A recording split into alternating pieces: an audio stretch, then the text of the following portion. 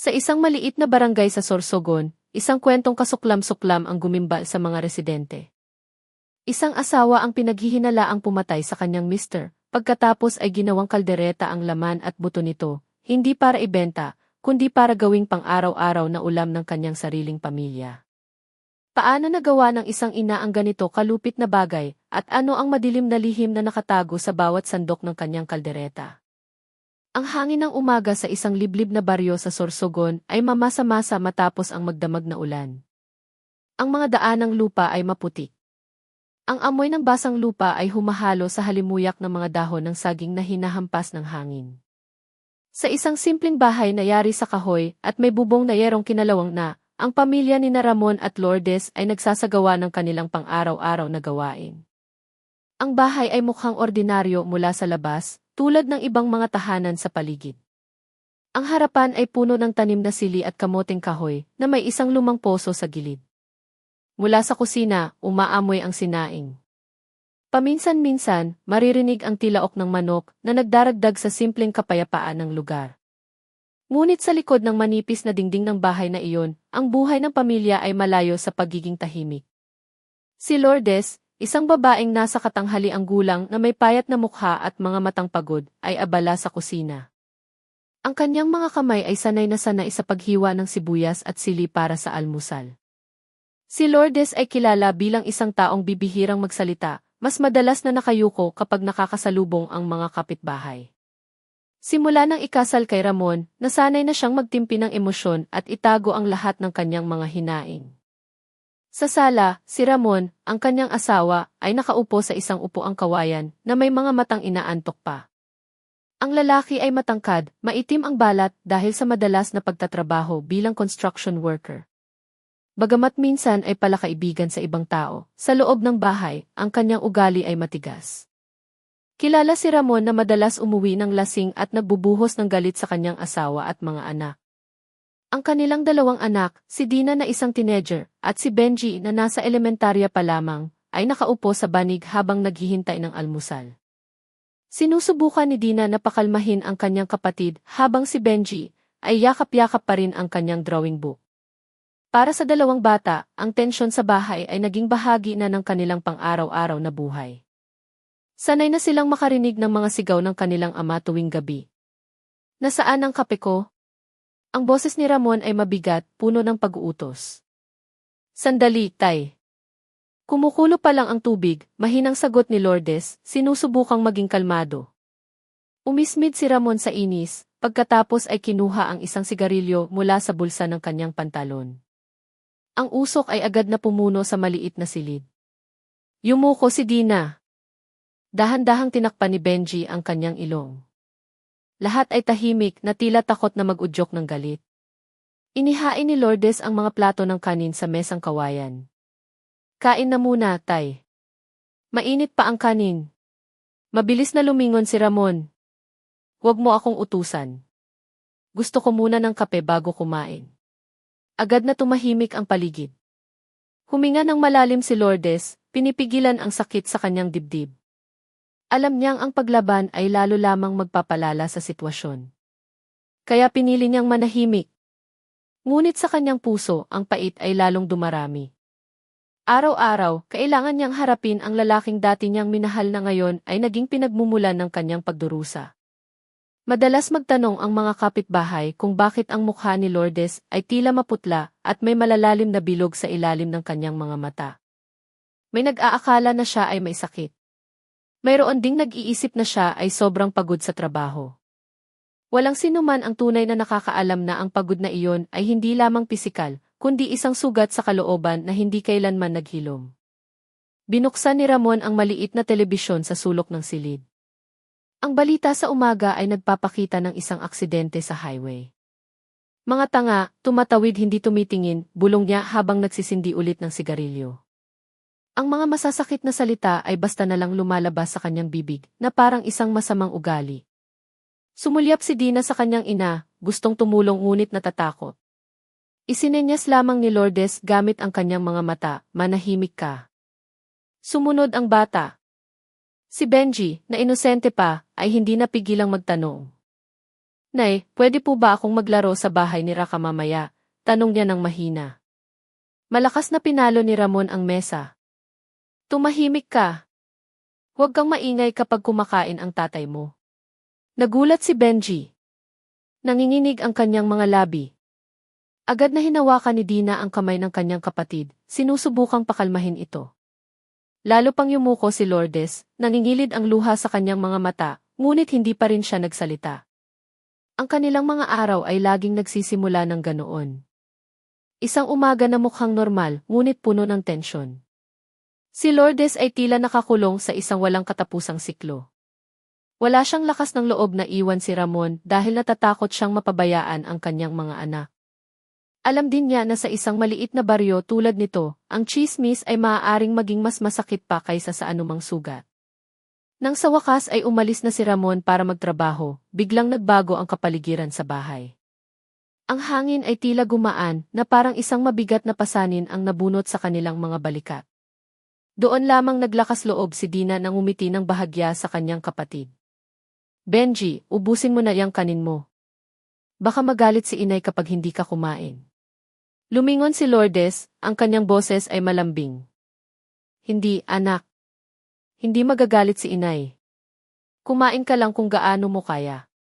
Tumango si Dina, pagkatapos ay tinulungan ang kanyang ina na magligpit ng mga plato. Sa isip ng dalaga, madalas niyang pinapangarap, sana magbago ang kanyang ama. Ngunit ang pangarap na iyon ay tila imposible. Pagsapit ng hapon, pagkatapos umuwi ni Ramon, ang siklo ay muling umuulit. Mga sigaw, tunog ng upo ang marahas na itinutulak, amoy ng sigarilyong tumatago sa ilong. Pagsapit ng gabi, ang bahay ay tila nagiging isang arena ng labanan. Muli na namang pinipigilan ni Lourdes ang kanyang mga luha, muling nagkikimkim ng galit na unti-unting kumakapal. Ngunit sa likod ng lahat ng iyon, may isang bagay na hindi pa napapansin ng sinuman. Sa bawat blangkong tingin ni Lourdes, sa bawat pagyuko niya, may isang plano na unti-unting nabubuo.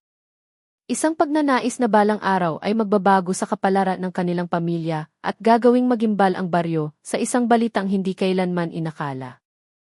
Kakahupa lang ng ulan ng gabing iyon.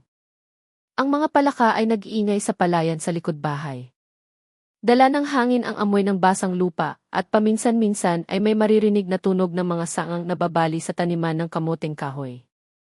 Sa loob ng bahay na kahoy, ang ilaw mula sa isang gasera ay aandap-andap, lumilikha ng mga gumagalaw na anino sa dingding. Ang dapat sana'y tahimik na gabi ay naging nakakatakot. Kararating lang ni Ramon. Mula sa kanyang bibig, umaalingasaw ang amoy ng alak. Ang kanyang mga hakbang ay mabibigat, parang isang taong wala na sa sarili. Lukot ang kanyang damit, puno ng mansa ng lupa, at ang kanyang mga mata ay pula at namumugto. Pagpasok niya, nang walang anumang bati, basta na lang niya inihagis ang kanyang sinelas, na lumikha ng malakas na tunog na ikinagulat ni Dina at Benji. Lourdes, nasaan ang pagkain ko? Sigaw niya mula sa sala. Si Lourdes, na naghahanda ng kanin sa kusina, ay nagmamadaling lumabas. Maputla ang kanyang mukha, ngunit sinubukan niyang umiti. Sandali lang, tay. Kaluluto lang ng isdang prito. Ihahanda ko lang. Ngunit hindi makapaghintay si Ramon. Sinipa niya ang upuang kawayan na lumikha ng isang malakas na kalabog sa buong silid. Agad na hinila ni Dina ang kanyang kapatid, dinala ito sa loob ng kwarto. Sanay na ang dalawang bata sa ganitong eksena, ngunit may kakaiba sa gabing iyon. Ang tingin ni Ramon ay mas mabangis kaysa karaniwan. Nang ilagay ni Lourdes ang plato ng kanin sa mesa, kinuha ni Ramon ang kutsara at muling inihagis ito. Ayoko ng ulam na to. Hindi mo ba naiintindihan kung anong gusto ko? Sigaw niya habang pinapalo ang mesa, na nagpayanig sa mga mangkok. Kinagat ni Lourdes ang kanyang labi, pinipigilan ang panginginig. Pasensya na, tay. Sapat lang ang perang pambili para dito. Palaging dahilan. Palaging dahilan. Lumapit si Ramon. Ang kanyang mukha ay napakalapit kaya naamoy ni Lourdes ang alak na maihalong pawis. Sa tingin mo ba nagpapakahirap ako para lang kumain ng tuyo? Itinaas ni Ramon ang kanyang kamay at malakas na sinampal si Lourdes. Ang babae ay napahapay, muntik ng matumba.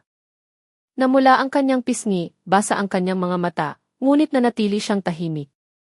Ang kanyang mga luha ay bumagsak ng walang tunog. Alam niyang ang paglaban ay lalo lamang magpapalala sa sitwasyon. Ngunit sa pagkakataong ito, may ibang apoy na nag-alab sa kanyang dibdib. Habang si Ramon ay bumalik sa pagkakaupo, nagmumura at nagsisindi ng sigarilyo, si Lourdes ay nakatayong tulala sa kusina. Nanginginig ang kanyang kamay habang hawak ang puluhan ng itak na karaniwan niyang ginagamit sa pagpuputol ng kahoy. Kumislap ang talim nito sa ilaw ng gasera. Sa kanyang isipan, ang mga boses na matagal na niyang kinikimkim ay nagsimulang umalingaw-ngaw. Hanggang kailan mo hahayaang tratuhin ka ng ganito, Lourdes? Sapat na ang pagdurusa ng mga anak mo. Itigil mo na ito ngayon o hindi ka na kailanman makakalaya. Ipinikit ni Lourdes ang kanyang mga mata, huminga ng malalim at dahan-dahang lumakad palapit sa sala. Nagrereklamo pa rin si Ramon, hindi napapansin ang kanyang asawa na nakatayo sa likuran niya na may ibang tingin. Isang tingin na hindi na nagpapaubaya, kundi puno ng desisyon. Tay, mahinang sabi ni Lourdes. Lumingon si Ramon tila tinatamad. Ano na naman? Nang walang pag-aalinlangan, iwinasiwas ni Lourdes ang itak papunta sa dibdib ni Ramon. Isa, dalawang beses, ang tunog ng matalim na bagay na tumatago sa laman, kasabay ng isang sigaw ng gulat, ay umalingaw-ngao sa silid. Tumalsik ang dugo, nagmansa sa mesang kawayan at sa sahig na lupa. Nagulat si Ramon, nanlaki ang kanyang mga mata, ang kanyang bibig ay sinusubukang bumigkas ng mga salita. Ngunit ang lumabas lamang ay isang paos na tunog na may kasamang dugo. Siya ay napahapay, sinubukang tumayo, ngunit ang kanyang katawan ay nanghina. Patuloy na sumaksak si Lourdes, na parang inilalabas ang lahat ng galit na inipon niya sa loob ng maraming taon. Ang bawat saksak ay parang isang paghihiganti para sa lahat ng mga suntok, sigaw, at pang-iinsultong kanyang natanggap. Si Dina at Benji, na nakarinig ng kaguluhan mula sa kwarto, ay bahagyang binuksan ang pinto. Nakita nila ang isang sulyap ng kanilang ama na bumagsak, duguan. Ang kanilang ina ay nakatayo na may hawak na itak na puno ng dugo. Agad na isinara ni Dina ang pinto, pinipigilan ang pag-iyak, at mahigpit na niyakap si Benji para hindi ito sumigaw. Nanginginig ang bata, takot na takot, hindi naiintindihan kung ano ang nangyari. Nakatayo si Lourdes, humihingal, nanginginig ang buong katawan. Sa kanyang harapan, si Ramon ay hindi na gumagalaw. Ang dugo ay nag-ipon sa sahig, dahan-dahang dumadaloy papunta sa banig. Nang gabing iyon, ang simpleng bahay ay naging isang tahimik na saksi sa isang madugong trahedya. Ngunit, isang kakaibang bagay ang nangyari.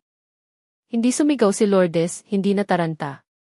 Sa halip, isang kakaibang kapayapaan ang gumapang sa kanyang mukha. Tinitigan niya ang nanigas na katawan ni Ramon, pagkatapos ay yumuko na parang kinakausap ang sarili. Sa wakas, tapos na. Sa wakas. Ngunit sa sumunod na sandali, nagbago ang kanyang tingin. Sumulyap si Lourdes sa direksyon ng kusina, sa malaking kaldero na may kumukulong tubig pa. Mabilis na umikot ang kanyang isip, naghahanap ng paraan upang walang sinuman ang makaalam sa kanyang ginawa. At isang madilim na ideya ang biglang lumitaw. Tila bumubulong direkta sa kanyang tainga. Gawin mo siyang ulam mo. Walang makakaalam. Nanginginig pa rin ang kanyang mga kamay, ngunit ang kanyang mga hakbang ay matatag. Kinalagkad niya ang katawan ni Ramon papunta sa kusina, nag-iwan ng bakas ng dugo sa sahig. Naghihintay ang malaking kaldero. Ang apoy sa kalan na yari sa luwad ay nag-aalab pa rin, ang tubig ay kumukulo. At nang gabing iyon, ang pinakamadilim na plano sa kanyang buhay ay nagsimulang mabuo. Sumisikat pa lamang ang araw sa silangan ng umagang iyon. Ang manipis na hamog ay bumabalot pa rin sa tahimik na baryo. Sa malayo, maririnig ang tilaok ng mga manok at ang mga naglalako ng gulay na nagsisimula ng maglibot. Lahat ay tila normal. Na parang walang trahedyang yumanig sa maliit na bahay ni Lourdes kagabi. Ngunit sa likod ng mga dingding na kahoy ng bahay na iyon, ang hangin ng umaga ay may ibang pakiramdam. Ang amoy ng nilagang sabaw na may halong mga pampalasa ay pumupuno sa bawat sulok ng silid. May amoy ng bawang na ginisa, tanglad na dinikdik, at mga dahon ng dayap na piniga hanggang sa lumabas ang katangi-tanging bango nito. Lahat ay naghahalo sa isang malaking kaldero sa ibabaw ng kalan na yari sa luwad. Nakatayo si Lourdes sa kusina. Ang kanyang buhok ay basta na lang itinali. Maputla pa rin ang kanyang mukha, Ngunit ang kanyang mga mata ay may kakaibang tingin, kalmado, ngunit matalim. Abala ang kanyang mga kamay sa paghalo ng kaldero na puno ng manilaw-nilaw na sabaw na dahan-dahang kumukulo. Paminsan-minsan, nagdaragdag siya ng asin, pagkatapos ay titikman ito gamit ang isang sandok na kahoy. Ang kanyang dila ay nakakaramdam ng malinamnam na lasa, mas malinamnam kaysa sa anumang kalderetang niluto niya noon. Sa mesa sa kusina, ilang piraso ng karne ang nakapatong. Ang pula nitong kulay ay dahan-dahang nagiging kulay kape matapos ang matagal na pagpapakulo. Sa tabi nito, may mga buto na pinukpok ng bato upang madaling madurog. Hindi ito tinitingnan ni Lourdes ng may takot, kundi may blankong ekspresyon. Tulad ng isang ina na naghahanda ng karaniwang ulam para sa pamilya. Sa kwarto sa harap, kagigising lang ni Dina at Benji. Pareho pa rin nilang naaalala ang nangyari kagabi. Hindi sila naglakas loob na pag-usapan ito, nagtinginan na lang sila na may mga matang puno ng tanong. Sinubukan ni Dina na maging kalmado upang hindi lalong matakot ang kanyang kapatid. Mahigpit niyang hinawakan ang kamay ni Benji. Benji, huwag kang magsasabi ng kahit ano tungkol kagabi, ha? Siguradong alam ni Inay ang ginagawa niya. Tumango ng dahan-dahan si Benji, kahit na nangingilid ang luha sa kanyang mga mata. Masyado pa siyang bata para maintindihan kung ano talaga ang nangyari. Alam lang niya na ang kanyang ama ay nakahandusay sa sahig kagabi at ngayon ay wala na. Hindi nagtagal, lumabas si Lourdes mula sa kusina, dala ang isang malaking mangkok na puno ng kaldereta. Umusok pa ito. Ang amoy nito ay napakatindi kaya't pumuno sa buong silid. Pilit ang kanyang ngiti. Ngunit sinubukan niyang kumilos na parang normal. Gising na, mga anak. Almusal na. Nagluto si Inay ng kaldereta ngayon, malambing niyang sabi. Lumunok si Dina. Naamoy niya ang masarap na aroma, ngunit ang kanyang puso ay puno ng pagduduwal. Malinaw pa sa kanyang isipan ang dugong umagos kagabi, ang katawan ng kanyang ama na kinaladkad papunta sa kusina. Ngunit sa harap ng kanyang kapatid, hindi niya maipapakita ang kanyang takot. Yumuko na lang siya at umupo sa sahig. Si Benji, na inosente pa, ay hindi nag-isip ng matagal. Agad niyang kinuha ang kutsara at hinipan ang mainit na sabaw sa kanyang mangkok. Sarap, Nay. Ang bango ng kaldereta, sabi niya ng walang malay, pagkatapos ay dahan-dahang sumubo. Bahagyang humiti si Lourdes, pinapanood ang kanyang anak na kumain ng may gana. May anino ng kasiyahan sa kanyang mukha. Hindi malaman kung dahil ba sa wakas ay nakakain ng busog ang mga bata, o dahil sa madilim na lihim na kanyang itinatago. Nag-aalangan pa rin si Dina. Sumandok siya ngunit hindi agad sumubo. Nasisikmura siya sa pagtingin pa lang sa mga piraso ng karne sa loob ng mangkok. Ne, saan po galing yung karne? Di ba ubos na po yung perang pambili kahapon? Maingat niyang tanong. Dahil sa tanong na iyon, tumahimik ang paligid. Lumingon si Lourdes, tinitigan si Dina na may matalim na mga mata, ngunit nanatiling malambing ang bibig. May paraan si Inay. Huwag kang mag-alala. Kumain ka na lang. Huwag kang maraming tanong. Ang kanyang boses ay hindi pa sigaw, ngunit may diin na nagpatigil kay Dina. Nanginginig ang kamay, sa wakas ay sumubo siya ng kaunting sabaw. Malinamnam ang lasa, malapot at mainit sa lalamunan. Ngunit dahil sa lasang iyon, muntik nang tumulo ang kanyang luha. Alam niya na hindi iyon ordinaryong pagkain. Samantala, sa labas ng bahay, nagsisimula ng mag-aktibidad ang ilang kapitbahay. Isang ale ang dumaan sa harap ng bahay, dala ang isang basket ng gulay. Huminto siya sandali, sinisinghot ang hangin. Ang bango, Lourdes. Anong niluluto mo ngayong umaga? Tanong niya ng palakaibigan. Ngumiti si Lourdes mula sa pinto. Kaldereta po, Aling Nena. Paborito po ng mga bata. Nga, ang sarap ng amoy. Hanggang dito naaamoy ko, sagot ng kapitbahay, pagkatapos ay nagpatuloy sa paglalakad. Dahan-dahang isinara ni Lourdes ang pinto. Ang kanyang mukha ay bumalik sa pagiging blanko. Ang palakaibigang ngiti kanina ay nawala, pinalitan ng isang malamig na tingin. Lumingon siya sa kusina, tinitingnan ang kaldero na kumukulo pa rin. Sa kanyang puso, alam niyang hindi dapat malaman ang lihim na iyon. Hindi ngayon, hindi kailanman. Yumuko na lang si Dina, pinipigilan ang pag-iyak. Habang si Benji ay patuloy pa rin kumakain ng kanyang kaldereta nang walang anumang hinala. Humingi pa nga ng dagdag ang bata. Nay, pwede po bang humingi pa? Ang sarap po, sabi niya ng buong inosente.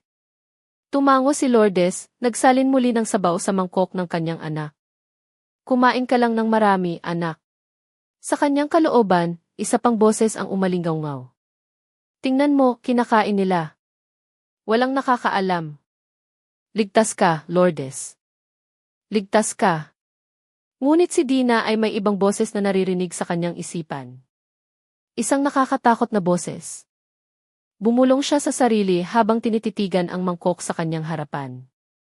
Hindi ito ordinaryong kaldereta. Ito si Itay. Nang umagang iyon, ang kanilang maliit na bahay ay mukhang tahimik. Mula sa labas, makikita lamang ang isang simpleng pamilya na nagsasalo-salo sa almusal. Walang nakakaalam na sa bawat subo ng kalderetang iyon, mayroong isang nakakatakot na lihim na balang araw ay yayanig sa buong baryo. Muling bumagsak ang gabi sa baryo. Malakas ang ihip ng hangin, tumatago sa mga siwang ng dingding na kahoy ng bahay ni Lourdes. Ang tunog ng mga kulisap sa gabi ay humahalo sa pagaspas ng mga sanga ng puno ng teka sa likod bahay, lumilikha ng isang tunog na nagpapatindig ng balahibo.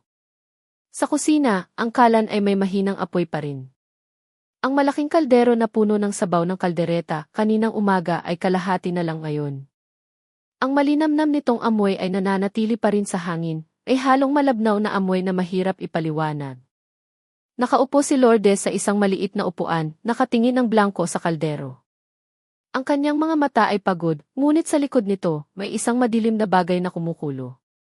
Nakatulog na sina Dina at Benji sa kwarto. Masyado nang pagod ang mga bata sa lahat ng tensyon ngayong araw. Si Dina ay may takot pa rin. Habang si Benji, sa kanyang kawalang malay, ay mahimbing na natutulog matapos mabusog. Ang bahay ay mukhang tahimik mula sa labas. Ngunit sa isipan ni Lourdes, isang bagyo ang nagsisimula pa lang. May narinig siya. Sa una ay mahina, parang tunog ng hangin na pumapasok sa mga siwang ng dingding. Ngunit habang tumatagal, ang tunog ay nagiging malinaw. Isang mabigat at paos na boses, puno ng pang-inis. Akala mo tapos na, Lourdes? Nabigla si Lourdes, lumingon sa paligid. Walang sinuman. Tanging ang gasera na umuugoy dahil sa hangin. Tumayo siya, naglakad papunta sa sala, ngunit hindi pa rin niya makita kung saan nanggagaling ang boses. Kumabog ng malakas ang kanyang dibdib. Nagsimulang mamuo ang malamig na pawis sa kanyang noo. Ngunit muling narinig ang boses. Sa pagkakataong ito, mas malapit na parang nasa likod mismo ng kanyang tainga. Nandito pa rin ako. Hindi mo ako basta-basta maaalis. Tinakpan ni Lourdes ang kanyang mga tainga gamit ang dalawang kamay. Mahigpit na ipinikit ang kanyang mga mata. Hindi, pinatay na kita. Patay ka na, paulit-ulit niyang bulong. Ngunit ang boses ay mahinang tumawa. Ikaw ang nagdala sa akin sa kusina mo. Ikaw ang nagluto sa katawan ko. Ikaw ang naghain ito sa mga anak mo. Kaya, sino ba talaga ang patay, Lourdes? Ako o ikaw? Napahapay si Lourdes, muntik nang matumba. Tinitigan niya ang malaking kaldero sa kusina ng may takot. Ang usok na lumalabas sa mga siwang ng takip ay tila nagiging puting usok na nag-aanyong mukha ni Ramon. Ang mukhang iyon ay nakatingin sa kanya na may mapanuyang ngiti. Ang ngiting matagal na niyang kinamumuhian. Umalis ka. Huwag mo na akong guluhin, sigaw ni Lourdes. Ngunit habang lalo siyang sumisigaw, lalong nagiging malinaw ang boses sa kanyang isipan. Nagsimula pa siyang makarinig ng mabibigat na yabag sa sahig na lupa. Kahit alam niyang wala na si Ramon. Tumakbo si Lourdes sa kwarto ng mga anak, binuksan ang pinto ng nagmamadali. Nagising si Dina, tinitingnan ang kanyang ina na may takot sa mga mata. Inay, bakit po? Tanong ni Dina na nanginginig ang boses. Wala, anak. Matulog ka na ulit. Nagkamali lang ng dinig si inay. Nag-aalangang tumango si Dina, pagkatapos ay muling ipinikit ang kanyang mga mata. Kahit nahirap siyang makatulog dahil sa pag-aalala. Si Benji ay nanatiling mahimbing, hindi nagambala. Umupo si Lourdes sa gilid ng kama. Pinagmasdan ang kanyang dalawang anak, marahang hinaplos ang buhok ni Dina, at hinalikan ang noo ni Benji. Tumulo ang kanyang luha nang hindi niya namamalayan. Sa isang banda, nakakaramdam siya ng ginhawa dahil nakakain ng busog ang mga anak niya ngayon. Ngunit sa kabilang banda, ang mga bulong na iyon ay nagdudulot sa kanya ng pagdududa. Ang kanyang ginawa ba ay isang tunay na solusyon o simula lamang ng mas malaking sakuna? Lumalalim na ang gabi. Bumalik si Lourdes sa kusina, na parang may isang magnet na humihila sa kanya roon. Inalis niya ang takip ng kaldero. Ang natirang sabaw ng kaldereta ay dahan-dahang kumukulo. Ang mga piraso ng karne ay nakalutang, ang ilan ay nagsisimula ng madurog. Ngunit sa gitna ng lahat ng iyon, nakita ni Lourdes ang isang bagay na nagpatigil sa daloy ng kanyang dugo. Isang piraso ng tainga na may hugis na kilala niya. Ang tainga ni Ramon. Umatras siya, humihingal. Ngunit muli niyang narinig ang paos na boses. Nasa bawat sandok na isinubo mo ako. Nasa tiyan na ako ng mga anak mo ngayon. Dala-dala nila ako sa kanilang mga katawan, Lourdes. Hindi ka makakatakas. Sumigaw si Lourdes nang walang tunog. Nakabuka ang kanyang bibig ngunit hangin lamang ang lumalabas. Malakas niyang isinara ang kaldero, pagkatapos ay napaupo sa sahig. Tinakpan niya ang kanyang mukha. Nanginginig ng husto ang kanyang katawan. Sa kanyang isipan, naaalala niya ang lahat ng gabing puno ng pagpapahirap, mga sigaw, at mga suntok mula kay Ramon. Lahat ng iyon ay nagpapatunay na tama ang kanyang ginawa.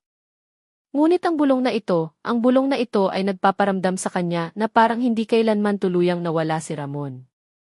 Nang magsimulang sumilip ang bukang liwayway sa silangan, si Lourdes ay nakaupo pa rin sa kusina. Namumugto ang kanyang mga mata, maputla ang kanyang mukha. Ngunit, ang pinakanakakatakot ay ang maliit na ngiting lumitaw sa kanyang mga labi. Isang pagod na ngiti, ngunit puno rin ng katiyakan. Hindi ako takot. Kung nandito ka pa rin, patuloy kitang lulutuin hanggang maubos, hanggang walang matira, bulong niya sa malaking kaldero. At sa mga salitang iyon, tila itinali ni Lourdes ang kanyang sarili sa isang madilim na kasunduan.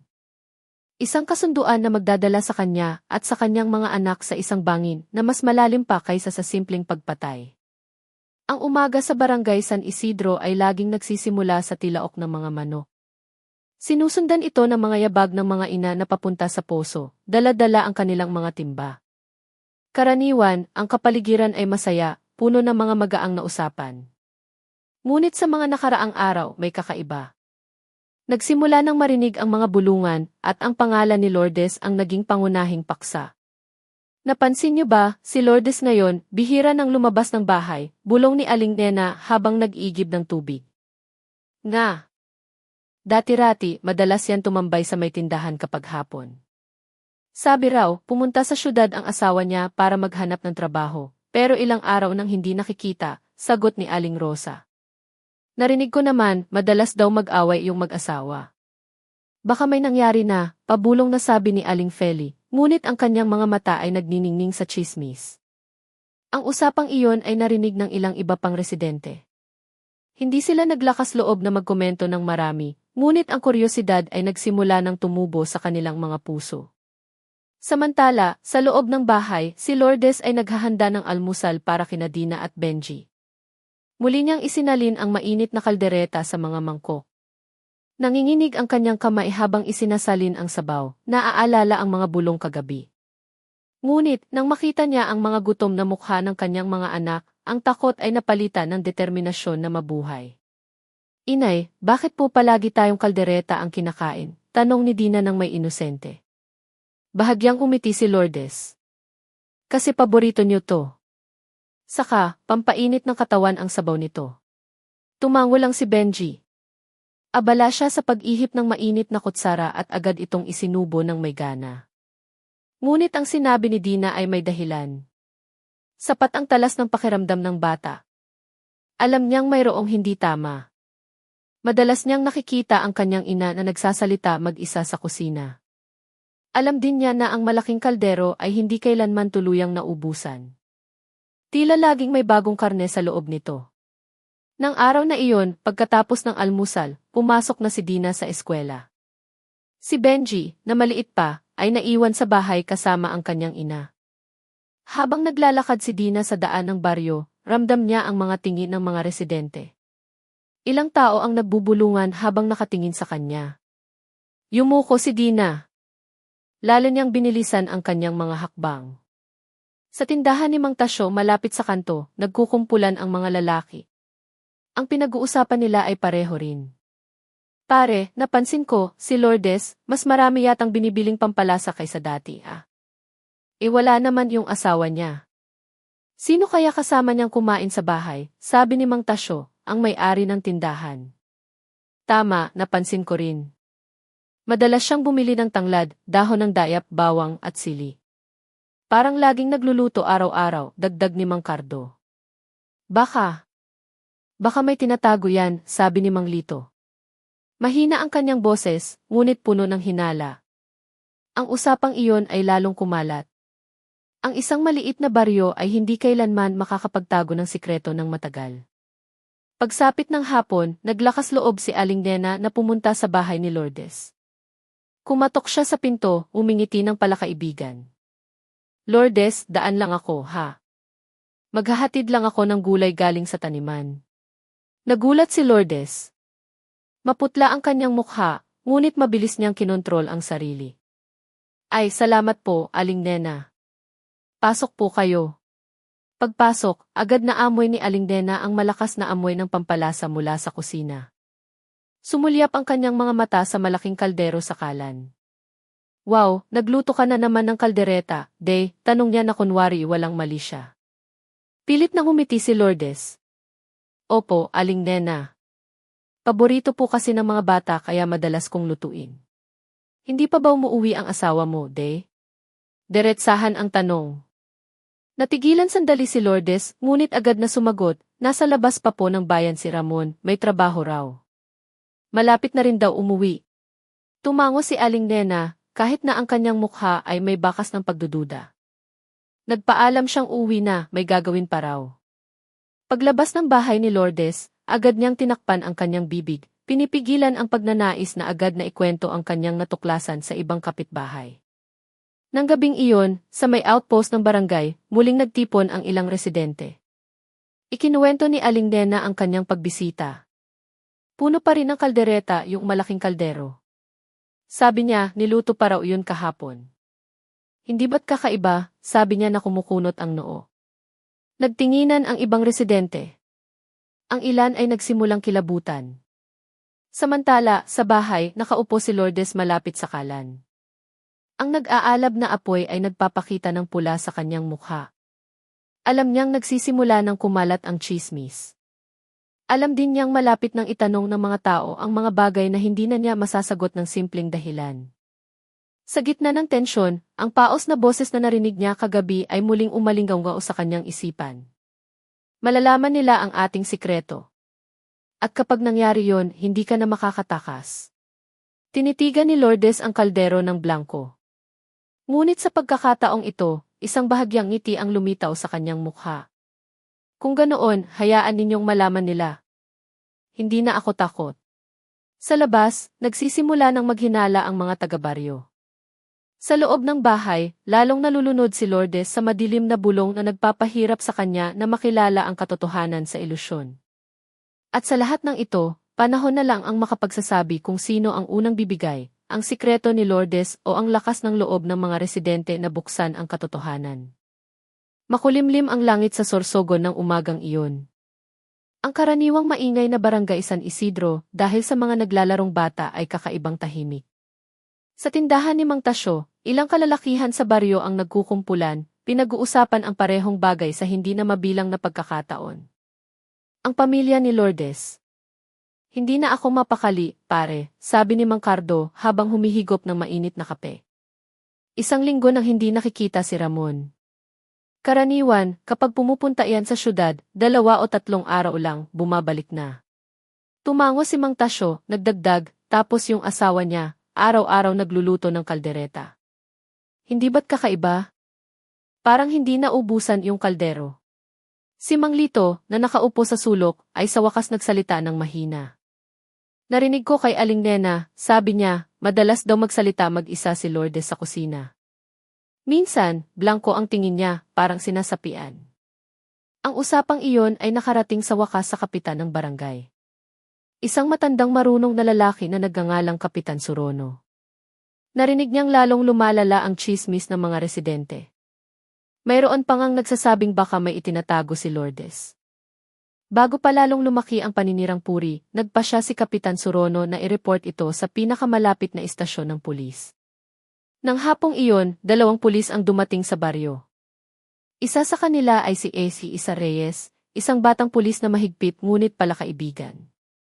Kasama niya ang kanyang kasamahan, si Idalawa Santos, na mas nakakatanda. Ang kanilang pagdating ay nagdulot ng bulungan sa mga residente. Ang mga bata ay tumakbo, sinusundan ang kanilang motorsiklo hanggang sa bahay ni Kapitan Sorono. Kapitan, narinig namin na may report tungkol sa isa sa inyong mga residente na kahina-hinala, sabi ni Isa Reyes. Dahan-dahang tumango si Kapitan Sorono. Opo, sir. Ayoko sanang manisi pero nababagabag na ang mga residente. Si Ramon, asawa ni Lourdes, matagal nang hindi nakikita at ang asawa niya. Parang may itinatago. Natatakot lang ako na baka may masamang nangyari. Nagtinginan ang mga pulis. Huminga ng malalim si Idalawa Santos. Sige, susubukan naming puntahan ang bahay ni Aling Lourdes. Pero pakiusap, wag munang gumawa ng gulo ang mga residente. Baka kung may problema nga, lalo pa siyang mag-isip ng masama. Pagsapit ng dapit hapon, dumating sina Isa Reyes at Idalawa Santos sa harap ng bahay ni Lourdes. Ang bahay ay mukhang tahimik. Tanging isang maliit na gasera ang may mahinang ilaw sa sala. Magalang silang kumatok sa pinto. Tok, tok, tok. Tao po, Aling Lourdes. Pulis po kami, gusto lang naming makipag-usap sandali. Dahan-dahang bumukas ang pinto. Lumitaw si Lourdes na may maputlang mukha, pilit ang ngiti. Tuloy po kayo. Ano po ang maipaglilingkod ko, sir? Pasensya na po sa abala, Aling Lourdes, maingat na sabi ni Isa Reyes. Gusto lang po naming itanong kung nasaan ang asawa ninyo, si Ginoong Ramon. Sabi po ng ilang residente, matagal na raw siyang hindi nakikita. Natigilan si Lourdes ngunit mabilis na sumagot, nasa labas po ng bayan si Ramon, sir. May trabaho. Hindi pa nakakauwi. Karaniwan naman sa construction yun, uwi rin yan. Tinitigan ni Idalawa Santos ang mukha ni Lourdes. Kung pwede po, kailan po huling nagkausap kayo? Yumuko si Lourdes. Noong 1 linggo pa po. Sa sulat, may pinabilin. Kakaiba ang sagot. Sinubukan ni Isa Reyes na sumilip sa loob ng bahay. Saglit na nakita ng kanyang mga mata ang malaking kaldero sa kusina na umuusok pa. Ang amoy ng pampalasa ay malakas hanggang sa sala. Ano pong niluluto nyo? Ang bango po hanggang dito. Ay, ito po, Sir, kaldereta. Paborito po ng mga bata, utal na sagot ni Lourdes. Tumango lang si Isa Reyes, ayaw masyadong mag-pressure. Sige po, Aling Lourdes, aalis na po kami. Pero kung may balita po kayo mula sa asawa ninyo, paki-report po agad sa kapitan o sa amin. Bahagyang umiti si Lourdes. Opo, sir. Salamat po. Pagkasara ng pinto, agad na sumandal si Lourdes sa dingding. Nanginginig ng husto ang kanyang mga kamay, malamig na pawis ang bumasa sa kanyang noo. Ang bulong ng boses ni Ramon ay muling narinig sa kanyang tainga. Tingnan mo, Lourdes, nagsisimula na silang maghinala. Hindi mo na ito matatago ng matagal. Tinakpan ni Lourdes ang kanyang bibig, pinipigilan ang kanyang sigaw. Naglakad siya papunta sa kusina, binuksan ang kaldero. Dahan-dahang kumukulo ang sabaw ng kaldereta. Ang kakaibang amoy ng karne ay nagpapasikmura sa kanya. Tumingin siya sa loob ng kaldero at parang nakita niya ang isang bagay na hindi dapat nandoon. Isang daliri ng tao na buo pa. Napahapay si Lourdes, muntik nang matumba. Mabilis niyang isinara ang kaldero at pinatay ang apoy. Hindi. Hindi dapat may makaalam. Para ito sa mga anak ko. Nang gabing iyon, bumalik sina Isa Reyes at Idalawa Santos sa outpost. Ano sa tingin mo, Santos? Tanong ni Reyes. Malinaw na may itinatago siya. Balisa ang tingin niya, kakaiba rin ang mga sagot. At yung malaking kaldero. Bakit kaya parang may mali doon? Tumango si Isa Reyes. Bukas, susubukan nating tingnan ng mas malapitan, pero dahan-dahan, para hindi magpanik ang mga residente. Kinabukasan, muling nag-ingay ang baryo. Nagsimulang magtanong ang mga bata sa eskwela kung bakit hindi na lumalabas ang tatay ni Nadina at Benji. Ilang ina ang sinadyang sumilip mula sa malayo nang pumunta si Lourdes sa poso. Lalong lumala ang tsismis. May nagsasabing tumakas si Ramon. May nagsasabing may sakit siya. Mayroon pa ngang naglakas loob na bumulong na baka patay na si Ramon. Narinig ni Dina ang lahat ng iyon. Masakit ang kanyang puso.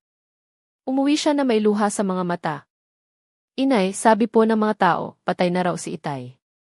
Totoo po ba iyon? Tanong niya na nanginginig ang boses. Natigilan si Lourdes. Tumulo ang kanyang luha. Niyakap na lang niya si Dina ng mahigpit. Si Benji ay nakatingin ng may inosente. Hindi na iintindihan ang nangyayari. Sa labas, ang tsismis ay naging mas nakakatakot na bulong-bulungan. Ilang residente ang naglakas loob na magsalita ng malakas. Kung hindi nakikita si Ramon, baka siya na ang laman ng kaldero na iyon. Ang pangungusap na iyon ay nagpatindig ng balahibo ng sinuman. At nang hindi nila namamalayan, nagsimula ng maghanda ang mga pulis para sa susunod na hakbang. Pinapanood ang bahay ni Lourdes ng palihim, naghahanap ng pagkakataon upang mabuksan ang lihim na matagal nang nakatago sa likod ng malaking kaldero sa kusina na iyon. Nang gabing iyon, ang barangay San Isidro ay binalot ng manipis na hamog. Kalahati lang ng buwan ang nakikita, ang liwanag nito ay madilim at natatakpan ng mga ulap. Sa malayo, ang alulong ng aso ay mahaba, na lalong nagpapakaba sa kapaligiran. Sa gilid ng isang daanan patungo sa bahay ni Lourdes, dalawang figura ang tahimik na nakaupo sa likod ng mga palumpong, sina Isa Reyes at Dalawa Santos. Nakatanggap na sila ng utos na magsagawa ng pagmamanman. Hindi isang raid, kundi isang tahimik na pagsubaybay. Lahat ng ito ay para matiyak kung may basehan nga ba ang hinala ng mga residente. Sa totoo lang, hindi ako komportable, Reyes, bulong ni Dalawa Santos. Kung tsismis lang pala to, masisira ang pangalan ng tao. Tumango ng dahan-dahan si Isa Reyes. Naiintindihan ko. Pero sa tingin ni Lourdes kahapon, sigurado akong may itinatago siya. Kailangan lang natin ng ebidensya. Mula sa kanilang pinagtataguan, kitang-kita ang simpleng bahay na kahoy ni Lourdes. Ang gasera sa loob ay may mahinang ilaw pa rin. Paminsan-minsan, may maririnig na tunog ng kalderong kumakalansing. Tila may naghahalo. Ang malabnaw na amoy ng pampalasa ay dala ng hangin sa gabi. Kahit medyo malayo, nagluluto na naman siya, bulong ni Reyes. Kumunot ang noo ni Santos. Sa ganitong oras? Sa loob ng bahay, nakatayo nga si Lourdes sa harap ng kalan. Maputla ang kanyang mukha, magulo ang kanyang buhok, ngunit ang kanyang mga mata ay puno ng pokus. Nanginginig ang kamay, hinahalo niya ang sabaw ng kaldereta na muling kumukulo. Sa liwanag ng apoy, ang mainit na usok ay umaakyat, bumubuo ng manipis na hamog sa kisame ng kusina. Bigla, may narinig na bulong. Dagdagan mo pa, kailangan nila ako. Kailangan ako ng mga anak mo. Huminto sa paghahalo si Lourdes, nanlaki ang kanyang mga mata. Lumingon siya sa kaliwat kanan, ngunit walang sinuman. Tinakpan niya ang kanyang mukha gamit ang mga kamay, walang tigil ang pagtulo ng kanyang luha. Bakit hindi ka pa umaalis, Ramon? Ginawa ko na ang lahat para sa mga anak. Dahil hindi pa ako ubos, Lourdes. Habang nandito pa ako sa kaldero, hindi ka kailanman makakalaya. Napahapay si Lourdes, pagkatapos ay malakas na pinalo ang takip ng kaldero. Ang tunog nito ay umalinggaw hanggang sa labas. Nagtinginan sina Isa Reyes at Dalawa Santos, naramdaman ang pagtindig ng kanilang mga balahibo. Narinig mo iyon, mahinang tanong ni Santos. Tumango si Reyes. Parang may kaaway siyang sarili niya.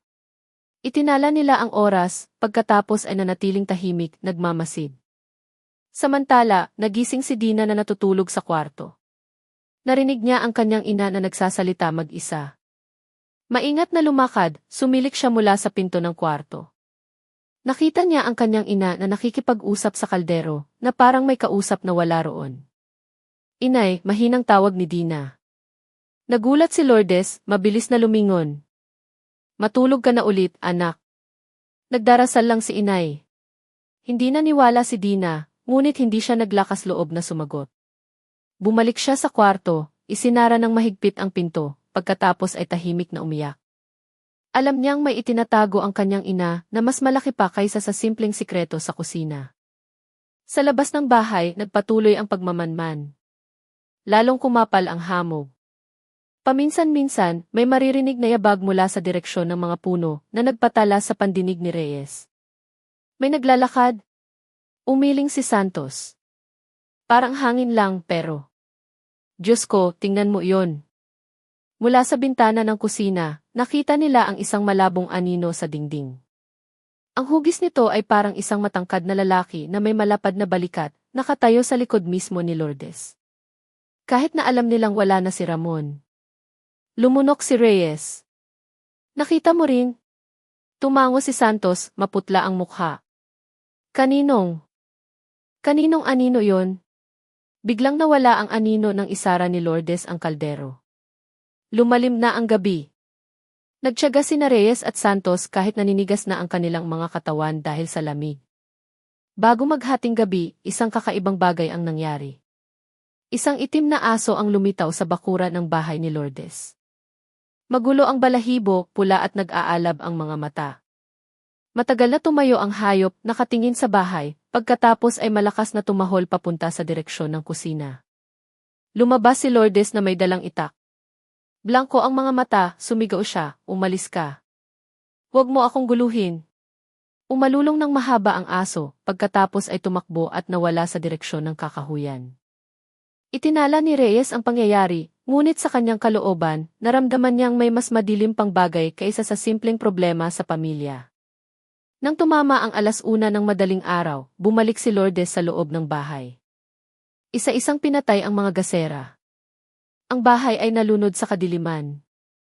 Ngunit mula sa kusina, ang malaking kaldero ay patuloy na naglalabas ng manipis na usok. Tila buhay pa ang laman nito. Huminga ng malalim si Isa Reyes. Hindi tayo pwedeng basta-basta pumasok ngayong gabi. Bukas, maghahanap tayo ng opisyal na dahilan para mag-inspeksyon. Tumango si Santos kahit maputla pa rin ang kanyang mukha. Sana lang hindi tayo mahuli. Nang gabing iyon, ang pagmamanman ay nagtapos na may mas maraming tanong kaysa sagot. Ano ba talaga ang niluluto ni Lourdes, at kaninong anino ang nakita nilang nakatayo sa kusina? Ang sikreto ay lalong kumakapal, tulad ng hamog na bumabalot sa barangay San Isidro. Nang araw na iyon, binalot ng manipis na hamog ang barangay San Isidro. Malamig ang hangin ng umaga at mas mabagal ang mga hakbang ng mga residente kaysa karaniwan. Ang tsismis tungkol sa pamilya ni Lourdes ay naging pangunahing usapan na. Ilang kapitbahay ang nagtitinginan sa kanyang bahay mula sa malayo. Ngunit walang naglakas loob na lumapit ng husto. Sa istasyon ng pulis, pinaplano ni Isa Reyes at 2 Santos ang kanilang susunod na hakbang. Kailangan natin ng opisyal na dahilan para makapasok sa bahay niya, sabi ni Reyes habang nakatingin sa mapa ng baryo na iginuhit sa isang pisara. Kung hindi, lahat ng ebidensya ay maaaring ituring na iligal at mawawala lang ang kasong ito. Tumango si Santos. Paano kung sabihin nating may report na nagugutom ang mga bata o pinaghihinalaang may karahasan sa bahay na iyon? Pwede yung maging basehan para pumasok. Huminga ng malalim si Reyes. Pero kailangan nating mag-ingat. Huwag nating hayaang maghinala si Lourdes bago ang tamang oras. Samantala, sa bahay ni Lourdes, normal ang itsura ng umaga. Nakatayo si Lourdes sa kusina. Ang malaking kaldero ay mayroon pa ring sabaw ng kaldereta na naglalabas ng manipis na usok. Abala ang kanyang mga kamay sa paghalo ng sabaw habang nagdaragdag ng pampalasa. Blanko ang tingin ni Lourdes sa kaldero. Alam niyang bawat sandok ng kaldereta na inihahain niya sa kanyang mga anak ay nagdadala ng madilim na sikreto. Nag-aalmusal sina Dina at Benji. Nag-aalangan si Dina. Paminsan-minsan, tinitingnan niya ang kanyang ina na may mga matang puno ng tanong. Ngunit yumuko lang si Lourdes at bahagyang umiti. Kumakain lang si Benji nang walang malay, walang anumang hinala. Bigla, may malakas na katok sa pinto. Lumingon si Lourdes, mabilis na kumabog ang kanyang dibdib. Sino yan? Mahina niyang tanong. Pulis po, Aling Lourdes. Pakibuksan po ang pinto. Narinig ang boses ni Isa Reyes mula sa labas. Lumunok si Lourdes. Nanginginig ang kanyang mga kamay. Alam niyang tapos na ang gabi ng pagmamanman at papasok na ang mga otoridad sa bahay. Maputla ang mukha, ngunit pilit na ngumiti, binuksan niya ang pinto. Magandang umaga, Aling Lourdes. Gusto lang po naming i-check ang bahay ninyo sandali, sabi ni Reyes na may malambing ngunit matatag na tono. May report po tungkol sa mga bata na pinaghihinalaang nasa hindi ligtas na kondisyon. Lumunok ulit si Lourdes, sinusubukang pakalmahin ang kanyang hininga. Ay, sige po, pasok kayo, sir. Ano po ba iyon? Sige po. Pagpasok ng mga pulis, agad na ininspeksyon ni Reyes ang silid. Nakita niya ang malaking kaldero sa kusina. Manipis na usok pa rin ang umaalpas. Ang amoy ng pampalasa ay matapang kaya't nasisikmura siya. Aling Lourdes, ano po ang laman ng kalderong ito? Tanong ni Reyes. Pilit na ngumiti si Lourdes. Kaldereta po, sir. Paborito po ng mga bata ang mainit na almusal. Tinitigan ni Santos si Lourdes, nararamdaman na may kakaiba sa ekspresyon nito. Dahan-dahang tumango si Reyes, pagkatapos ay yumuko para buksan ang takip ng kaldero. Ang nakita nila ay halos nagpatigil sa kanilang paghinga. Ang mga piraso ng karne sa loob ng kaldero ay may kakaibang hugis, hindi tulad ng ordinaryong karne. Ang mga buto ay tila durog at nakahalo sa sabaw sa isang kakaibang paraan. Hindi ito basta-bastang ulam. Ang malabnaw na amoy na may halong pampalasa ay nagpasikmura kina Reyes at Santos. Yumuko si Lourdes, maputla ang mukha ngunit blanko ang mga mata. Para po yan sa mga anak ko, sir. Paborito. Paborito po nila, bulong niya. Lumunok si Reyes. Aling Lourdes, kailangan po naming suriin ito ng mas malapitan. Posibleng hindi po ito ordinaryong karne. Sa kalooban ni Lourdes, alam niyang nagsisimula ng mabuking ang kanyang sikreto. Naramdaman niyang lahat ng bulong ni Ramon kagabi ay totoong-totoo. Yumuko siya, sinusubukang pakalmahin ang sarili. Kung alam na nila, hindi mo na maibabalik ang lahat, Lourdes. Ngunit hindi nataranta si Lourdes. Huminga siya ng malalim, sinusubukang bumuo ng mga salita. Kung ganoon po, sige po, suriin ninyo, sir. Pero sana po, huwag ninyong saktan ang mga anak ko, sabi niya na may kalmadong ngunit tensyonadong boses. Itinala ni Reyes ang lahat habang si Santos ay kumuha ng guwantes. Nagsimula silang kunin ang mga piraso ng karne mula sa kaldero para suriin. Noon, tinitigan ni Dina ang kanyang ina na may malalaking mata, puno ng takot at pagkalito.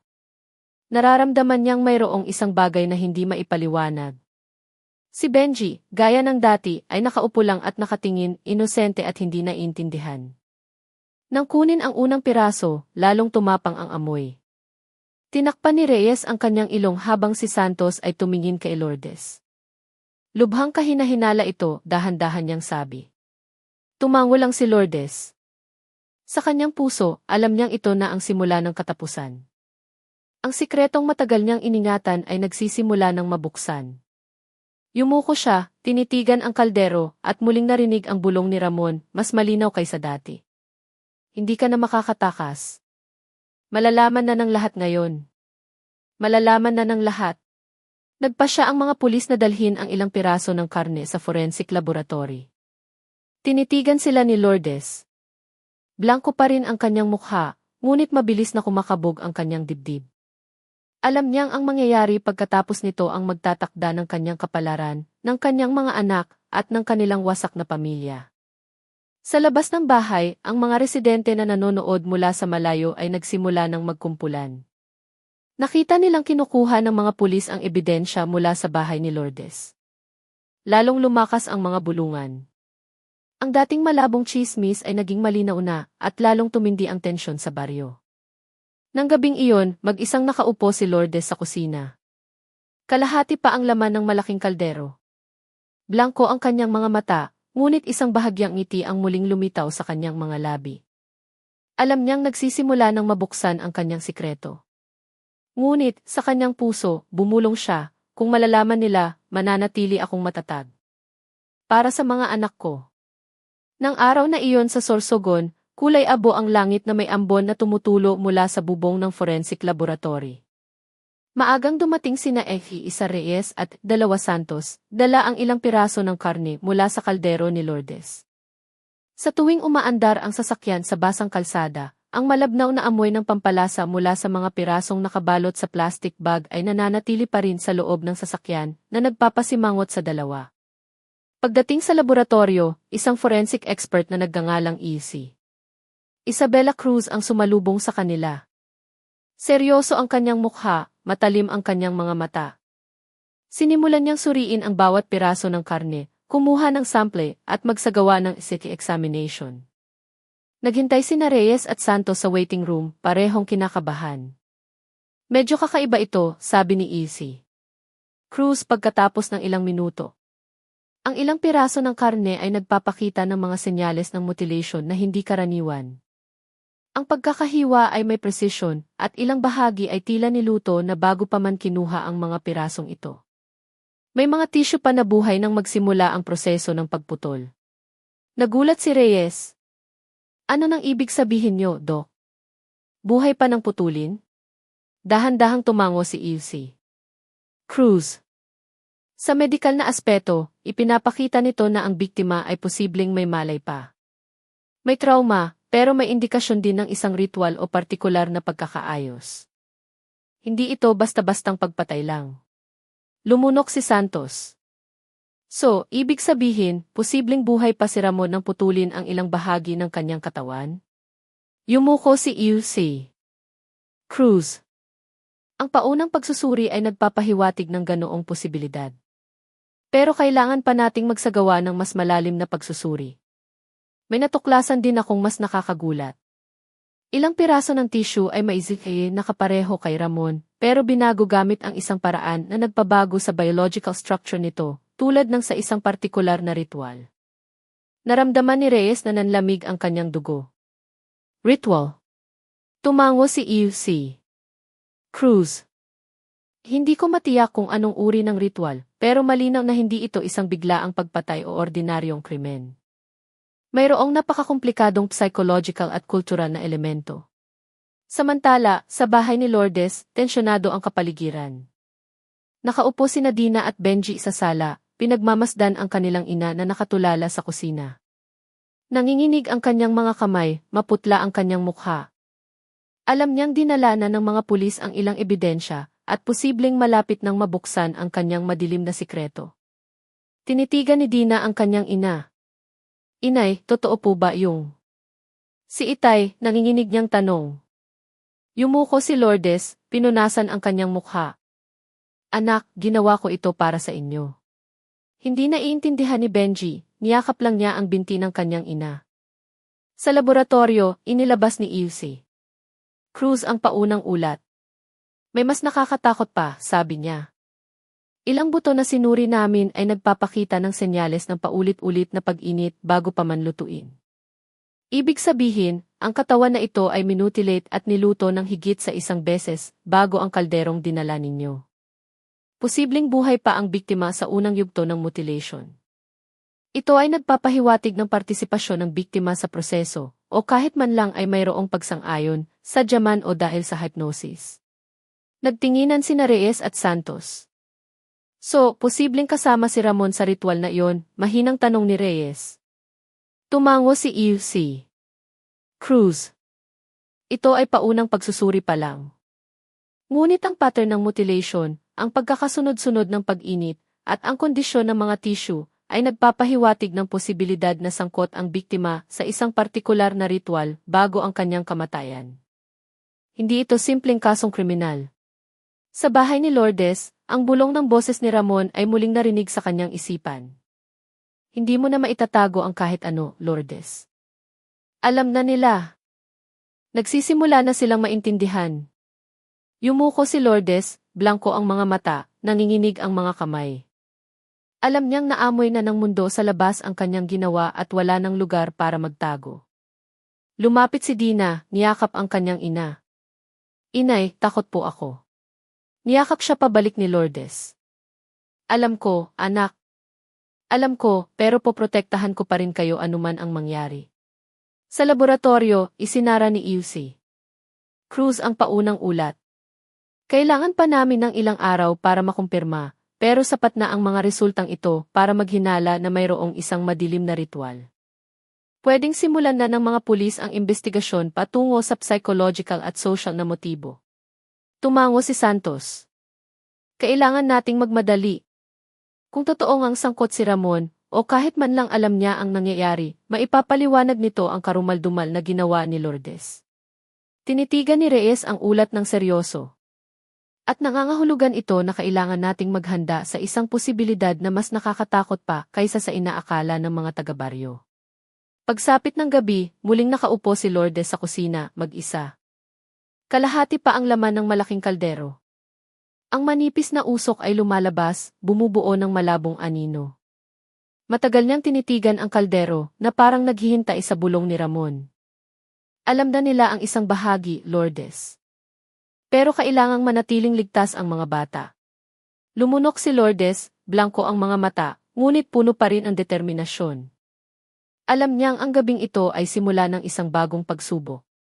Naamoy na ng mga pulis ang kanyang ginawa.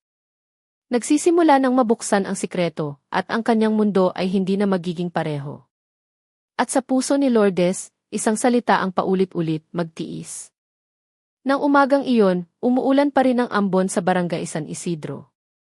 Tensyonado ang kapaligiran sa baryo. Ang tsismis tungkol sa pamilya ni Lourdes ay lalong kumalat. Umabot na ito hanggang sa mga bahay ng mga kapitbahay na bihirang makisalamuha. Ang mga residente na karaniwang abala sa kanilang pang-araw-araw na gawain ay humihinto sandali, tinitingnan ang simpleng bahay na kahoy na iyon na may kuryosidad na may halong takot. Sa bahay ni Lourdes, nakaupo sina Dina at Benji sa sala. Tinitigan ni Dina ang kanyang ina na may malalaking mata, puno ng takot. Si Benji ay nakaupo lang sa sahig, yakap ang kanyang mga tuhod, hindi naiintindihan ang sitwasyon. Malakas na kumatok sa pinto. Ang tunog na iyon ay tila tumatago sa malamig at mamasa-masang hangin. Aling Lourdes, pulis po kami. Pakibuksan po ang pinto. Narinig ang boses ni Isa Reyes. Huminga ng malalim si Lourdes. Maputla ang kanyang mukha, ngunit sinubukan pa ring ngumiti. Binuksan niya ang pinto. Pumasok sina Isa Reyes at Dalawa Santos nang walang anumang pag-aalinlangan, dala ang mga dokumento mula sa laboratorio at ilang karagdagang kagamitan sa pagsusuri. Kailangan po naming makausap ng direkta si Aling Lourdes, sabi ni Reyes na may matatag ngunit malambing na tono. Mahalaga po ito para sa kaligtasan ng mga bata at para sa kaligtasan ninyo rin. Yumuko si Lourdes, nanginginig ang mga kamay. Sige po, sir. Kung ano man po ang kailangan ninyong suriin, sige po. Inilagay ni Reyes ang mga dokumentong forensic sa mesa sa sala. Aling Lourdes, nakuha na po namin ang paunang resulta ng pagsusuri. Ang mga piraso ng karne mula sa inyong kaldero ay nagpapakita ng isang bagay na nakakabahala. May senyales ng mutilation, ilang bahagi ay posibleng buhay pa ng putulin, at ilang pattern ay nagpapahiwatig ng isang partikular na ritual. Pwede niyo po bang ipaliwanag ito? Nanigas si Lourdes. Nanginginig ng husto ang kanyang katawan, ngunit yumuko siya at mahinang nagsalita. Hindi. Hindi po yan para ibenta. Para po yan sa pang-araw-araw na ulam. Para sa mga anak ko. Alam niyo po ba, Aling Lourdes, na ito ay higit pa sa simpleng ulam lang, di ba? Tanong ni Santos. Mahina ang kanyang boses ngunit puno ng diin. Lalo pang yumuko si Lourdes. Walang tigil ang pagtulo ng kanyang luha. Hindi ko po alam. Gusto ko lang silang protektahan. Gusto ko lang silang kumain ng busog. Wala. Wala pong iba. Tinitigan siya ni Reyes ng seryoso. Aling Lourdes, nakahanap kami ng ebidensya na nagpapakita na ilang bahagi ng katawan ay pinutol at niluto ng higit sa isang beses bago ang kalderong iyon. Ibig sabihin, posibleng may malay pa ang biktima nang gawin ang unang mutilation. Napaupo si Lourdes, nanlambot, nakabuka ang bibig ngunit walang salitang lumalabas. Tinitigan ni Dina ang kanyang ina na may basang mga mata. Pinipigilan niyang umiyak ngunit natatakot siyang magsalita. Nanatiling tahimik si Benji, ngunit nanginginig ang kanyang katawan dahil sa tensyon. Inilagay ni Santos ang ulat ng forensic sa harap ni Lourdes.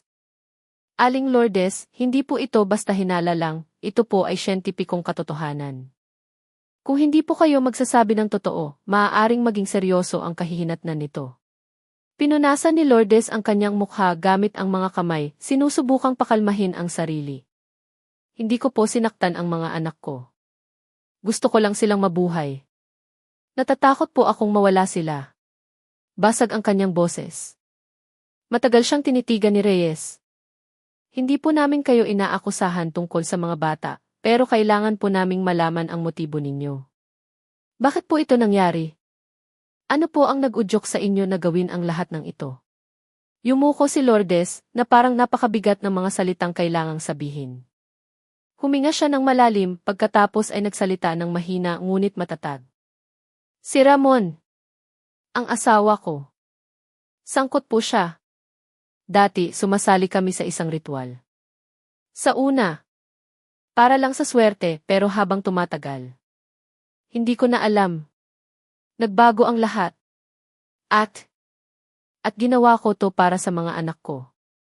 Para maligtas sila. Hindi ko na alam kung paano. Natatakot. Natatakot po akong mag-isa. Nagtinginan sina Reyes at Santos. Nagsimula na nilang maintindihan ang komplikasyon ng kasong ito. Hindi lang ito basta pagpatay, mayroong elemento ng psikolohiya, ritual, at desperasyon ng isang ina. Sa labas, nagsimula ng magkumpulan ang mga residente, ngunit nanatiling malayo. Narinig nilang pumasok ang mga pulis, ngunit walang naglakas loob na lumapit. Lalong tumindi ang tensyon sa baryo. Tila naghihintay sa isang pagsabog na darating.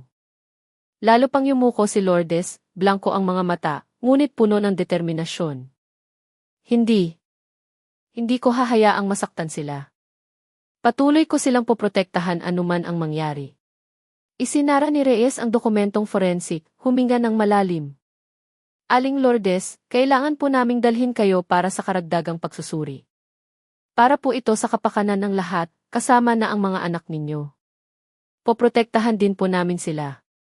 Tinitigan ni Lourdes sina Dina at Benji. Umagos ang luha sa kanyang mga pisngi.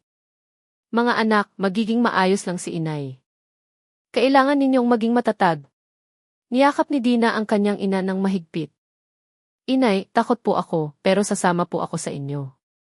Niyakap ni Benji ang binti ng kanyang ina. Inosente ngunit takot. Habang inihahanda ng mga pulis si Lourdes para dalhin sa istasyon, tinitigan niya ang malaking kaldero sa kusina. Manipis na usok pa rin ang umaalpas, na tila naghihintay sa bulong ni Ramon. Sa kanyang puso, isang salita ang paulit-ulit, magtiis, para sa kanila. At nang gabing iyon, nasaksihan ng barangay San Isidro ang simula ng katapusan ng madilim na sikretong matagal nang nakatago. Isang komprontasyon na nagbukas sa isang katotohanang mas nakakatakot pa kaysa sa inaakala nila. Nang araw na iyon sa istasyon ng pulis sa Sorsogon, tensyonado ang kapaligiran. Ang kumpletong ulat mula sa laboratorio ay kararating lang kina Isa Reyes at 2 Santos. Sa mesa, ang mga piraso ng karne na dinala nila mula sa bahay ni Lourdes ay masusing nasuri na. Ang mga senyales ng mutilation, at ang pattern ng paulit-ulit na pag-init, lahat ay nakatala na. Mas komplikado ito kaysa sa inaakala natin, Santos, sabi ni Reyes habang nakatingin sa computer screen. Ang ilang piraso ng karne ay niluto na bago pa man mamatay ang biktima. Ibig sabihin, posibleng may malay pa si Ramon nang kunin ang ilang unang piraso. Kumunot ang noo ni Santos. So, ibig sabihin, alam ni Ramon kahit man lang ang isang bahagi ng proseso. Posibleng kasama siya sa ritual na iyon. Tumango si Reyes. At may mas nakakagulat pa. Ilang tissue ay nagpapakita ng mga biological signs na sinadyang baguhin. Tila ang biktima ay pumayag, o kahit man lang tinanggap ang ritual na ito. Samantala, sa interrogation room, nakaupo si Lourdes na may maputlang mukha. Sina Dina at Benji ay nasa isang silid, binabantayan ng isang pulis na malumanay ngunit mahigpit. Blanko ang tingin ni Lourdes, nanginginig ang mga kamay. Ang bulong ni Ramon na matagal nang gumugulo sa kanyang isipan ay tila mas totoo. Umupo si AC Isa Reyes sa tapat niya, inilagay ang mga dokumentong forensic sa mesa.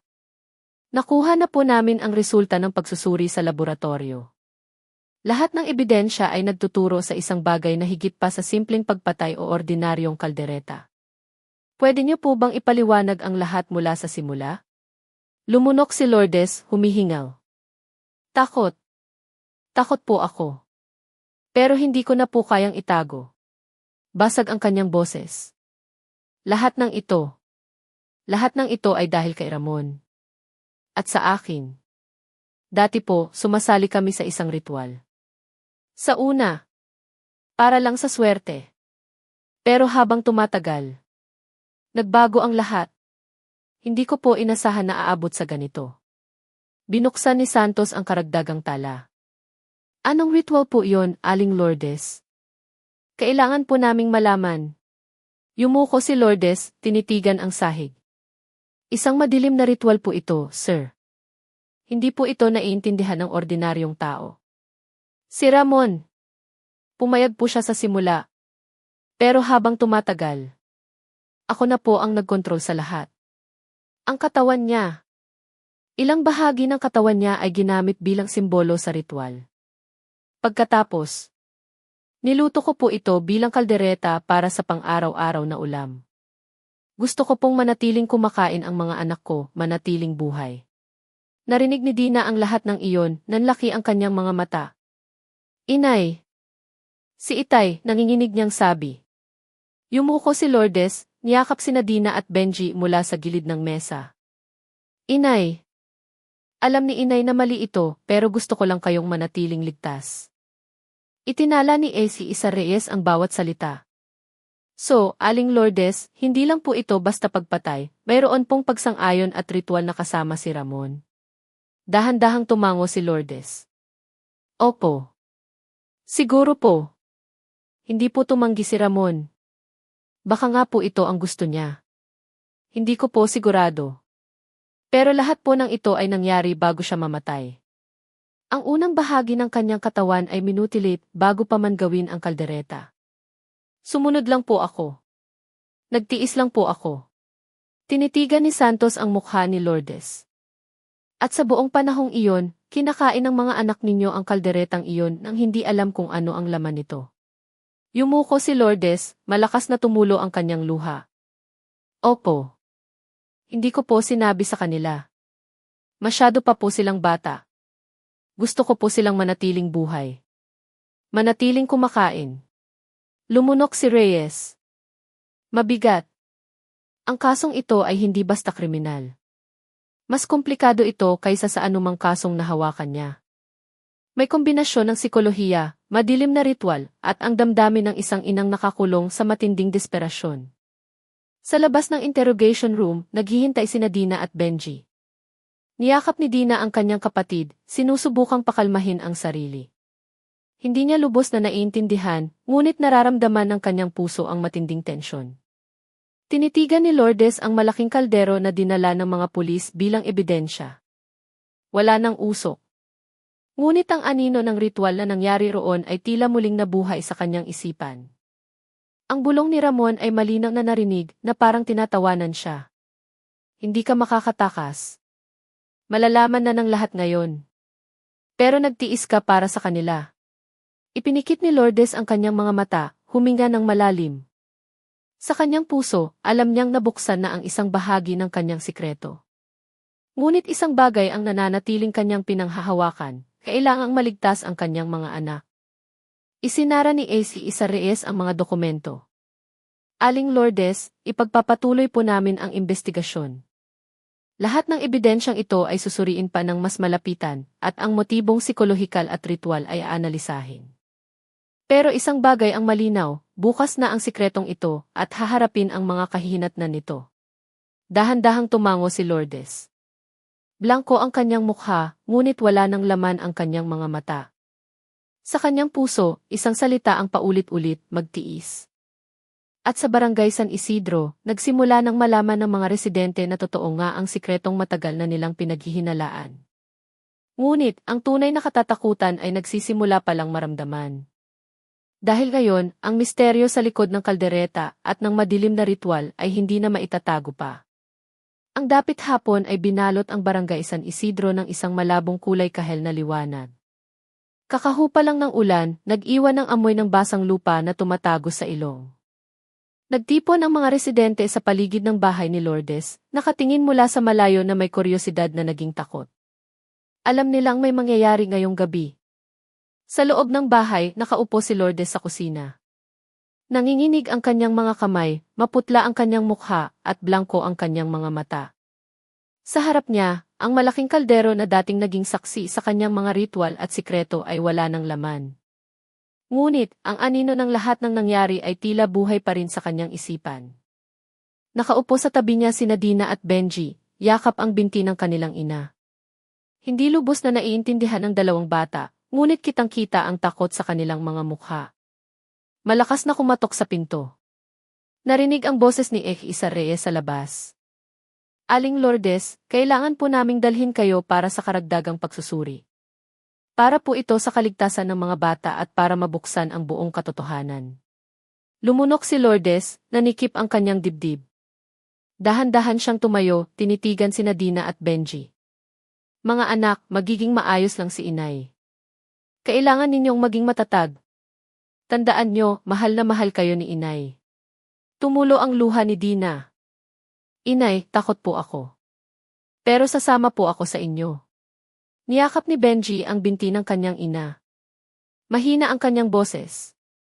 Inay, huwag po kayong masyadong lalayo. Pagpasok ng mga pulis, pinangunahan ni Reyes at Santos si Lourdes palabas ng bahay. Tinitigan sila ng mga residente, ang ilan ay nagbubulungan, ang ilan ay nagpipigil ng hininga. Ang katatakutan at kuryosidad ay naghalo sa kanilang mga bulungan. Sa istasyon ng pulis, nakaupo si Lourdes sa interrogation room. Ang kumpletong ulat ng forensic ay nakalap na at handa na ang mga pulis na buksan ang lahat ng sikreto. Naroon si U.C. Cruz, inihahanda ang mga ebidensya at resulta ng pagsusuri. Umupo si Reyes sa tapat ni Lourdes. Si Santos ay nasa tabi niya, kaharap ang isang ina ngayon ay tunay na nag-iisa sa kanyang desisyon sa buhay. Aling Lourdes, mahinang sabi ni Reyes ngunit matatag. Alam na po namin ang buong katotohanan, ang mga piraso ng katawan ni Ramon, ang madilim na ritual na nangyari, at ang katotohanang ilang bahagi ay niluto bago pa man siya mamatay. Lahat ng ito ay nagpapakita ng partisipasyon ni Ramon at ninyo sa isang matinding proseso. Kailangan po naming malaman ang huling motibo ninyo. Yumuko si Lourdes, pinipigilan ang kanyang pag-iyak. Gusto ko lang pong maligtas ang mga anak ko. Ayokong mawalan sila ng ama o mabuhay sa takot. Sinubukan ko pong magtiis sa maling paraan. Pero lahat po ng ito ay para sa kanila. Tinitigan siya ni Santos. Pero Aling Lourdes, kinain ng mga anak ninyo ang kalderetang iyon nang hindi alam kung ano ang laman nito. Paano niyo po hinayaan iyon? Ipinikit ni Lourdes ang kanyang mga mata, tumulo ang kanyang luha. Wala po akong pagpipilian. Kung malalaman nila, matratrauma sila habang buhay. Kailangan ko po silang protektahan. Ano man ang mangyari, kahit na ako ang kailangang managot sa lahat ng kasalanan. Huminga ng malalim si Reyes. Aling Lourdes, naiintindihan po namin ang dahilan ninyo, pero kailangan pa ring ipatupad ang batas. Ang motibo ay hindi makakapagbura sa katotohanang ito ay isang kasong kriminal at madilim na ritual. Ngunit, isasaalang-alang po namin ang inyong psychological na kalagayan sa ngayon. Sa labas ng interrogation room, naghihintay sina Dina at Benji. Niyakap ni Dina ang kanyang kapatid, nakatingin sa direksyon ng pinto na mailuha sa mga mata. Hindi lubos na naiintindihan ni Benji, ngunit ang tensyon na kanyang nararamdaman ay nagpapanginig sa kanyang katawan. Tinitigan ni Lourdes ang kaldero na wala ng laman. Muling lumitaw ang anino ni Ramon sa kanyang isipan. Lourdes, matatapos na ang lahat ngayon. Magtiis ka para sa kanila. Muling tumulo ang kanyang luha, ngunit sa pagkakataong ito, may kapayapaan sa kanyang puso. Alam niyang anuman ang mangyari, mananatiling ligtas ang kanyang mga anak. Tinitigan niya sina Reyes at Santos. Handa na po ako.